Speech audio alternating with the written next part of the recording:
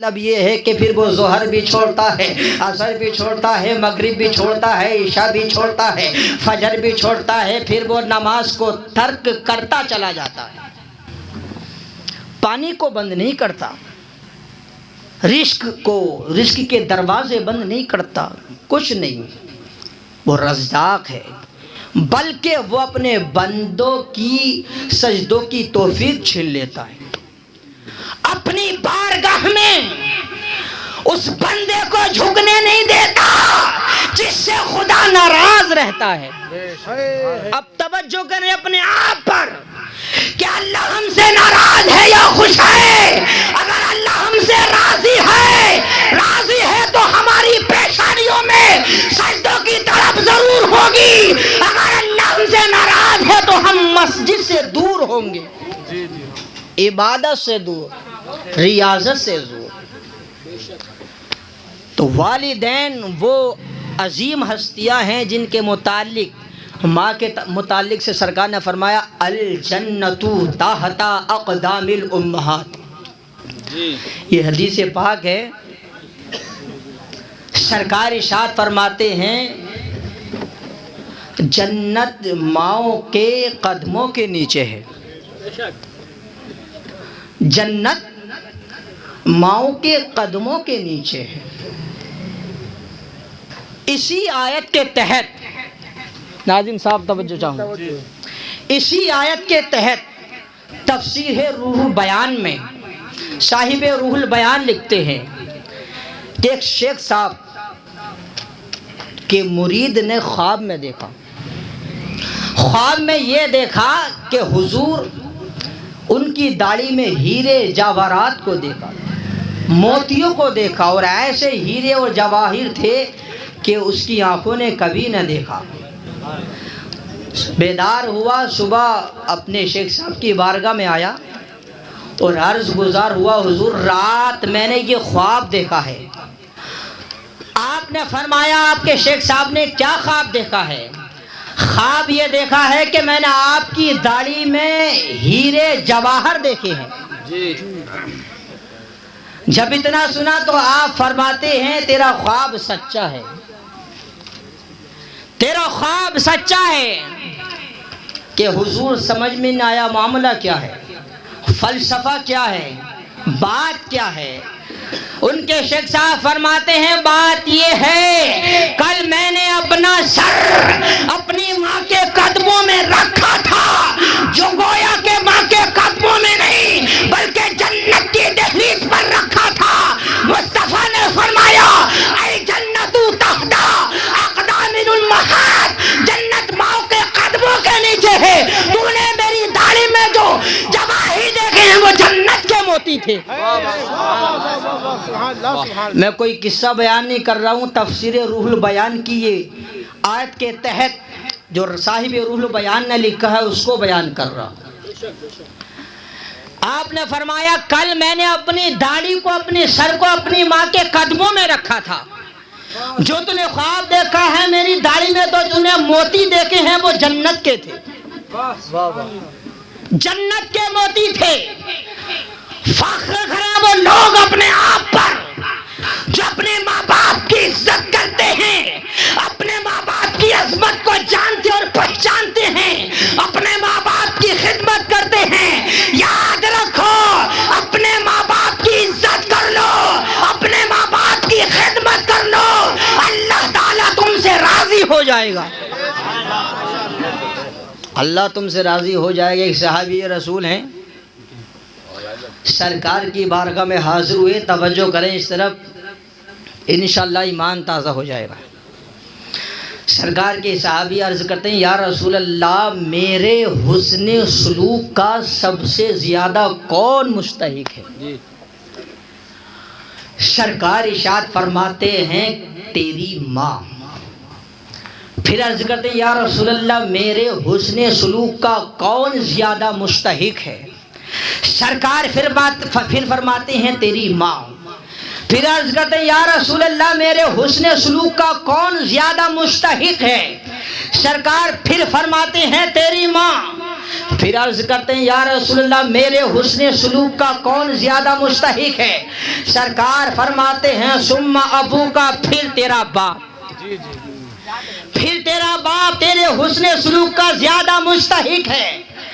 تین مرتبہ میرے مصطفیٰ نے فرمایا تیرے حسن سلوک کا سب سے زیادہ مستحق تیری ماں ہے، تیری ماں ہے، تیری ماں ہے۔ اور چوتھے مرتبہ میرے مصطفیٰ نے فرمایا تیرا باپ زیادہ مستحق ہے۔ اب اس سے کیا سمجھ میں آیا؟ اس سے آپ ہرگز یہ مت سمجھ لینا کہ باپ کی خدمت نہیں کرنی۔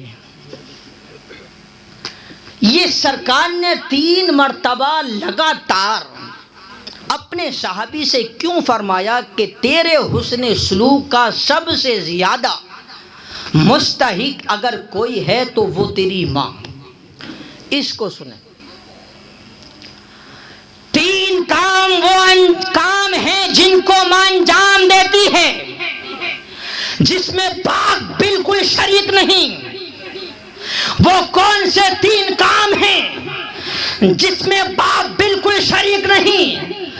ایک تو وہ ہے کہ جب ماں 9 ماہ اپنے شکم میں، اپنے پیٹ میں بچے کی پرورش کرتی ہے، اتنی اذیتیں برداشت کرتی ہے، تکلیف و آلام کی پریشانیوں کو جھیلتی رہتی ہے، مسکراتی رہتی ہے، کسی سے کچھ نہیں کہتی، اس کے خاطر اپنے آپ بے چین ہوتی ہے، بے قرار ہوتی ہے، تکلیف کو سہتی رہتی ہے، مسکراتی رہتی ہے، یہ ایسا کام انجام دیتی ہے ماں، اس میں کوئی باپ کا شرکت نہیں ہے، بالکل شریک نہیں ہے باپ اس میں۔ اور دوسرا کام کیا ہے؟ دوسرا کام یہ ہے کہ جب بچے کی پیدائش ہوتی ہے، جب بچے کا جنم ہوتا ہے، جب پیدائش ہوتی ہے، جب ولادت ہوتی ہے، اس وقت جو تکلیف، جو اذیت ماں برداشت کرتی ہے، حیات و ممات کا وہ سفر، حیات و ممات کے وہ منزل، وہ منازل طے کرتی ہے، اس منازل کو طے کرنے میں جو تکلیف ماں برداشت کرتی ہے، اس میں باپ بالکل شریک نہیں ہے، بالکل شریک نہیں ہے۔ اور تیسرا کام کیا ہے جس میں باپ بالکل شریک نہیں؟ تیسرا کام یہ ہے کہ جب بچے کی پیدائش ہو جاتی ہے، جنم ہو جاتا ہے، جب بچے کی ولادت ہو جاتی ہے، اس کے بعد میں ماں اپنے چھاتی سے لگا کر اپنے لال کو، اپنے نور نظر کو، اپنے لختے جگر کو دودھ پلاتی ہے۔ وہ دودھ خون جگر ہوتا ہے، بشکل دودھ جو پلاتی ہے، ایسا دودھ، ایسا خون جگر پلا پلا کر کے 1.5 سال یا 2 سال بچے کو دودھ پلاتی ہے۔ یہ ایسا کارنامہ انجام دیتی ہے جس میں باپ بالکل شریک نہیں ہے۔ یہ 3 کام ایسے ماں انجام دیتی ہے جس میں باپ قطعاً شریک نہیں ہے۔ سرکار نے فرمایا چوتھی مرتبہ میں پھر تیرا باپ۔ ایک بات سنیں، حکم کے لحاظ سے، یعنی ایک طرف باپ کا حکم ہو اور ایک طرف ماں کا حکم ہو، تو علماء فرماتے ہیں اس وقت حکم کے لحاظ سے باپ کے حکم پر عمل کیا جائے گا، لیکن جہاں خدمت کی بات آئے گی تو علماء فرماتے ہیں ماں کی خدمت کی جائے گی پہلے، لیکن حکم میں نہیں، حکم میں باپ کا حکم پہلے چلے گا۔ اللہ کا قرآن کہتا ہے وَقَضَىٰ رَبُّكَ أَلَّا تَعْبُدُوا إِلَّا إِيَّاهُ وَبِالْوَالِدَيْنِ إِحْسَانًا، اپنے ماں باپ کے ساتھ حسن سلوک کر، اچھا برتاؤ کر۔ جانتے ہو ماں کس عظیم ہستی کا نام ہے؟ اگر آپ کسی کو اونچے مرتبے پر فائز دیکھیں گے تو اس میں ماں کی دعاؤں کا ہاتھ ہوتا ہے۔ ماں دعا کرتی ہے اپنی اولاد کے لیے، اس لیے کہ یاد رکھیں جب ماں دعا کرتی ہے تو آقا فرماتے ہیں کہ ماں کی دعا اور بد دعا اپنی اولاد کے لیے ایسی اثر کرتی ہے جیسے کہ نبی کی دعا اور بد دعا اپنی امت کے لیے اثر رکھتی ہے.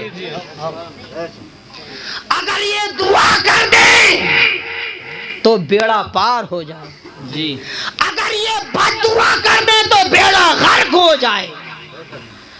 ماں باپ کو ستانے والا، ماں باپ کی عزت سے کھلواڑ کرنے والا مالدار تو ہو سکتا ہے لیکن کبھی عزت دار نہیں ہو سکتا، کبھی نہیں، ہرگز نہیں.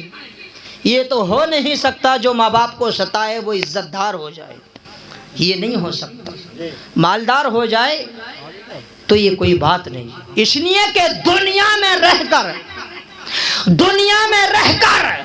دنیا کمانا کوئی کمال کی بات نہیں ہے، بلکہ دنیا میں رہ کر آخرت کمانا یہ کامل کمال ہے. یہ کمال کی بات ہے، یہ کلام کمال ہے جی. اللہ کا قرآن کہتا ہے وَقَضَىٰ رَبُّكَ أَلَّا تَعْبُدُوا إِلَّا إِيَّاهُ وَبِالْوَالِدَيْنِ إِحْسَانًا. میں اپنی گفتگو کو آخری موڑ کی طرف لے چل رہا ہوں. آؤ دیکھیں اس ماں کی دعا کا اثر. جب یہ دعا کرتی ہے تو کیا سے کیا ہوتا ہے. آپ جانتے ہو بابا فرید الدین گنج شکر کو، بابا فرید الدین گنج شکر وہ بزرگ ہیں جو صابر پاک کے ماموں ہیں. محبت سے بول دیں سبحان اللہ. یہ بابا فرید الدین گنج شکر اس وقت دہلی کی سرزمین پر رہتے تھے. دہلی کی سرزمین ہے، آپ مبلغ اسلام تبلیغ اسلام کیا کرتے تھے. لوگ آپ کے چہرے کو دیکھتے تھے، اسلام کا کلمہ پڑھ لیا کرتے تھے. ارے اب تو بول دو نا سبحان اللہ. اسلام کا کلمہ پڑھ لیا کرتے تھے. ایک دن ماں کی بارگاہ میں آئے بابا فرید الدین گنج شکر، عرض کی والدہ ماجدہ آپ کو پتا ہے میرے اندر کیا کمال پیدا ہو گیا ہے. والدہ فرماتی ہیں بیٹا فرید بتا تیرے اندر کیا کمال پیدا ہو گیا ہے. اللہ اکبر. بابا فرید کہتے ہیں ماں میرے اندر وہ کمال پیدا ہو گیا ہے، لوگ میرے چہرے کو دیکھتے ہیں اور کلمہ حق پڑھ لیتے ہیں. اسلام کا کلمہ پڑھ کر اسلام میں داخل ہو جاتے ہیں.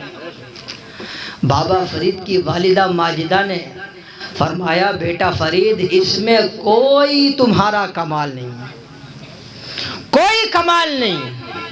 بابا فرید عرض کرتے ہیں امی جان کیسی بات کرتی ہو، میں دہلی کی سرزمین پہ گھومتا ہوں، لوگ میرے چہرے کو دیکھتے ہیں، اسلام کا کلمہ پڑھ لیتے ہیں، اور آپ کہہ رہی ہیں کہ اس میں تمہارا کوئی کمال نہیں. تو ماں یہ بتائیے کمال ہے تو کس کا کمال ہے؟ کمال ہے تو کس کا کمال ہے؟ بابا فرید الدین گنج شکر کی والدہ فرماتی ہے بیٹا اس میں تمہارا کوئی کمال نہیں ہے، اس میں تمہاری والدہ کا کمال ہے، اس میں تمہاری امی جان کا کمال ہے. بابا فرید کہتے ہیں امی جان تمہارا کیا کمال ہے یہ بھی مجھے بتاؤ، تمہارا کیا کمال ہے یہ بھی مجھے بتاؤ. تم تو گھر کی چھار دیواری کے اندر رہتی ہو، تمہارا کیا کمال ہے امی جان بتاؤ تو صحیح، تاکہ میں لوگوں سے کہوں میری والدہ کے ذریعے میرے اندر وہ کمال پیدا ہو گیا. میں نے اپنی زبان کو نہیں کھولا بلکہ لوگ میرے چہرے کو دیکھ کر اسلام میں چلے آئے، اسلام کا کلمہ پڑھ لیا. امی جان بتاؤ تمہارا کیا کمال ہے، بتاؤ امی جان تمہارا اس میں کیا کمال ہے. بابا فرید الدین گنج شکر کی والدہ فرماتی ہیں بیٹا کمال یہ ہے کہ جب تمہارا جنم ہوا، جب تم پیدا ہوئے، جب تمہاری ولادت ہوئی، اس کے بعد میں جب میں تم کو دودھ پلاتی تھی تو کبھی بھی بے وضو نہیں پلاتی تھی. جب آپ کو دودھ پلانا ہوتا تھا تو میں پہلے وضو بناتی تھی بعد میں دودھ پلاتی تھی، بعد میں دودھ پلاتی تھی. کبھی قرآن کی تلاوت کیا کرتی تھی، کبھی حدیث مصطفیٰ کو ذہن میں لاتی تھی، کبھی حدیث مصطفیٰ کے مفہوم کو سمجھتی تھی. جب میں آپ کو دودھ پلایا کرتی تھی بیٹا فرید اس میں تمہارا بالکل کمال نہیں ہے بلکہ یہ تو ہماری دعاؤں کا کمال ہے۔ جب تم مدینے کی گلیوں، جب تم دہلی کی سرزمین پر چکر لگاتے ہو، تبلیغ اسلام کرتے ہو، تو تمہاری والدہ اللہ کی بارگاہ میں جبین عقیدت کو جھکا کر بندگی کا اظہار کرتی ہے اور یہ دعا کرتی ہے، مولا میرے بیٹے فرید میں ایسا کمال پیدا کر دے، میرے بیٹے فرید کو زبان ہلانے کی ضرورت نہ پڑے، لوگ میرے بیٹے کے چہرے کو دیکھ لے اسلام میں داخل ہو جائیں۔ نعرہ تکبیر، نعرہ رسالت، مسلک اعلیٰ حضرت، عشق محبت، عشق محبت، پیار محبت، پیار محبت، نعرہ تکبیر، نعرہ رسالت۔ یہ عظمت ہے والدین کی، جس کے لیے ماں باپ نے دعا کی ہے۔ یاد رکھیں وہ اولاد غریب تو رہ سکتی ہے لیکن کبھی ذلت اور رسوائی اس کا مقدر نہیں بن سکتی، بلکہ پوری دنیا میں عزت کے ساتھ رہے گی۔ اور دنیا تو دنیا، عقبہ میں بھی جن لوگوں نے دنیا میں رہ کر اپنے ماں باپ کی عزت کی، اپنے ماں باپ کی خدمت کی، عقبہ میں بھی ان کو اجر عظیم عطا کیا جائے گا۔ یہ والدین بہت ہی انمول تحفہ ہیں۔ آپ اس وقت کو یاد کریں جب چھوٹے تھے، بچپن میں تھے، پیشاب کیا کرتے تھے، لیکن ماں کپڑوں کو بدلتے بدلتے پریشان نہیں ہوتی تھی، دقت محسوس نہیں کرتی تھی، جاڑوں کی لمبی لمبی راتیں ہوتی تھی، لیکن ماں اپنے کپڑوں پر، اپنے سینوں پر اپنے لال کو سلاتی تھی، کس لیے؟ تاکہ میرے بیٹے کو تکلیف نہ پہنچ جائے، تاکہ میرے بیٹے کو سردی نہ لگ جائے۔ ان لمحات کو یاد کیا کرو اور اپنے ماں باپ سے عزت سے بات کیا کرو، اپنے ماں باپ کی تعظیم کیا کرو، اپنے ماں باپ کی خدمت کیا کرو۔ کچھ لوگ یہ سوچ رہے ہوں گے جن کے والدین انتقال کر چکے کہ ہم کیا کریں، تو ان کے تعلق سے میرے آقا نے ارشاد فرمایا کہ ہر جمعہ کو اپنے والدین کی قبر پہ چلا جائے اور جانے والے کے لیے اللہ تعالیٰ ایسا انعام عطا فرماتا ہے، ایسا انعام بخشتا ہے۔ اللہ میرے مصطفیٰ فرماتے ہیں اللہ تعالیٰ اس کی قبر پر 70,000 فرشتوں کو بھیجے گا جو قیامت تک کے لیے اس کے لیے دعائیں مغفرت کرتے رہیں گے۔ یہ مقام ہے والدین کا۔ اللہ کا قرآن کہتا ہے وَقَضَى رَبُّكَ أَلَّا تَعْبُدُوا إِلَّا إِيَّاهُ وَبِالْوَالِدَيْنِ إِحْسَانًا، اور تیرے رب کا حکم ہے تو اس کے سوا کسی اور کی عبادت نہ کر، اور اپنے والدین کے ساتھ حسن سلوک کر۔ اللہ رب العزت میرے بولنے میں جو بھی کمی کوتاہی ہو اپنے حبیب پاک صلی اللہ علیہ وسلم کے توسل سے معاف فرمائے، اور مجھے حق باتیں بولنے کی توفیق عطا فرمائے۔ استغفر اللہ ربی من کل ذنب واتوب الیہ۔ اسلام زندہ باد۔ جس طرف چشمے محمد کے اشارے ہو گئے، جتنے ذرے سامنے آئے سب ستارے ہو گئے۔ یہ انداز بیاں، یہ گفتگو، یہ فکر و فن عادی، میرا کچھ بھی نہیں اس میں، یہ سب ان کی عنایت ہے۔ السلام علیکم۔